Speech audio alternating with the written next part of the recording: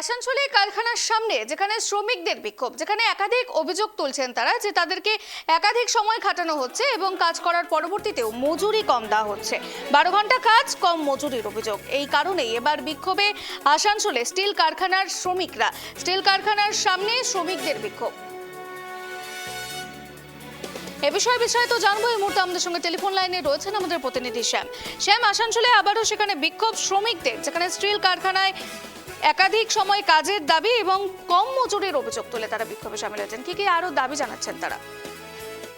মূলত বিষয় হচ্ছে এই যে সালানপুর যে রয়েছে, আর সালানপুর থানা এলাকায় যে কল্যাণীছড়ি যে রয়েছে, কল্যাণীছড়ি মন্দিরের দিকেই একটি বেসরকারি কারখানা রয়েছে। সেই কারখানায় মূলত যে ঢালাই রড বা সমস্ত রড তৈরি হয়, স্টিল রড যেগুলা মূলত বাইরে সাপ্লাই দেওয়া হয়। যেমন মাইথান স্টিল কারখানা রয়েছে, সেরকমই কারখানা রয়েছে। সেই কারখানাগুলোতে যে কাজ করতে যাই এই শ্রমিকরা কাজ করে 12 ঘন্টা ডিউটিতে প্রায় যেটা হাজিরা হয়, যেমন 500 টাকা বা 600 টাকা হাজিরা, সেটার তুলনায় অর্ধেক পায়, মানে 350-400 টাকায় হাজিরাতে কাজ করে। এই মূলত হাজিরাতে কাজ করার পরে কি হয় যে এরা একবার 15 তারিখে বিক্ষোভ দেখিয়েছিল, তখনই বলেছিল যে আমরা মূলত যে সরকারি যে বেতন রয়েছে সেই বেতনের কাঠামোতে কাজ করা যাবে।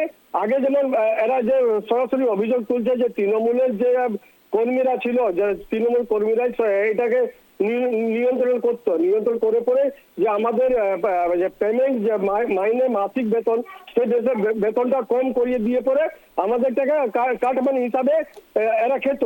কিন্তু যখন আমরা সেই তৃণমূলের সঙ্গে কথা বলি, তৃণমূল অস্বীকার করেছে। কিন্তু যে ম্যানেজমেন্ট বলছে যে আমরা তখনই আমরা বসেছিলাম, 15 তারিখে বসে পরে একটা আলোচনা হয়েছিল যে এই আলোচনায় যে রাজ্য সরকারের বেতন নির্ধারিত হয়েছে সেই বেতন দেওয়াই হবে, সেই হাজিরাতেই কাজ করাবে এদিকে। কিন্তু বিষয়টা এখন এরা যে যারা 15 তারিখে যে একটা আন্দোলন ডেকেছিল, বন্ধ ডেকেছিল এই বিজেপির তরফ থেকে, সেই বন্ধে সামিল হয়েছিল প্রচুর পরিমাণের শ্রমিকরা। সেই বন্ধে শ্রমিকরা যখন আন্দোলন নেমেছিল যে আমাদেরকে এই যে পরিকাঠামো, যে রাজ্য সরকারের পরিকাঠামো রয়েছে, সেই বেতন পরিকাঠামো দিয়ে আমাদেরকে দিতে হবে, সেই পরিকাঠামোতেই আলোচনা হয়েছিল, সিদ্ধান্ত হয়েছিল।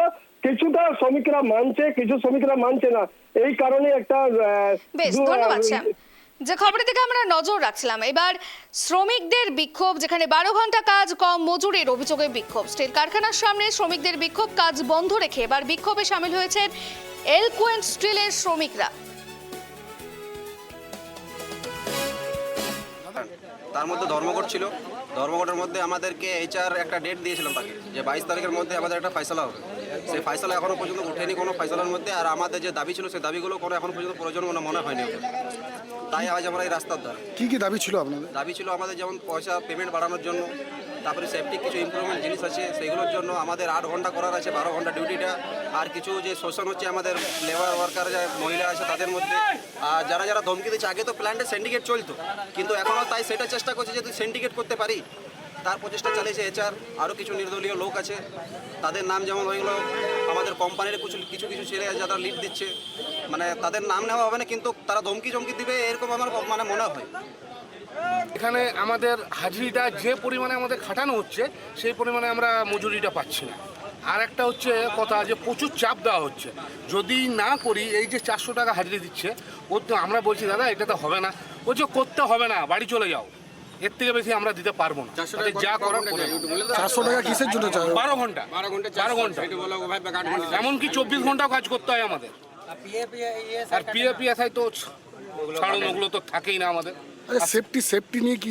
সেফটি নিয়ে আছে খুবই নাই বলা চলে। ওটায় আমরা জুতো হেলমেট খুঁজি, আজ যদি খুঁজলাম মোটামুটি 2 মাস পর আমরা পাবো, তার আগে পাবো না। কিন্তু ওরা যদি টুপি হেলমেট যদি না থাকে তখন ফটো তুলে আমাদের 500 টাকা ফাইন কেটে।